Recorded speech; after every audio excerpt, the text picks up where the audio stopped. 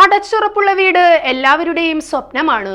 ആ വീട് എത്രയൊക്കെ മനോഹരമാക്കാമെന്നും എന്തൊക്കെ വെറൈറ്റികൾ അതിൽ ചേർക്കാമെന്നതിലും ഗവേഷണം നടത്തുകയാണ് ഇന്നത്തെ തലമുറ. എന്നാൽ ഇപ്പോൾ കാഴ്ചക്കാരെ അമ്പരിപ്പിക്കുന്നത് ആകെ 2 അടി വീതി മാത്രമുള്ള ഒരു 2 നില കെട്ടിടമാണ്. ആദ്യ കാഴ്ചയിൽ അതൊരു ചുമർ മാത്രമാണെന്ന് തോന്നുമെങ്കിലും സൂക്ഷ്മമായി നോക്കിയാൽ എസിയും ജനാലകളും ആ കെട്ടിടത്തിൽ കാണാം.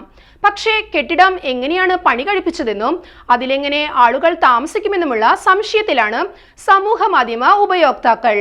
കെട്ടിടത്തിന്റെ ഒരു വശത്ത് 2 മുതൽ 3 അടി വരെ വീതിയാണുള്ളത്, മറുവശത്ത് 10 മുതൽ 20 അടി വരെ വീതിയും.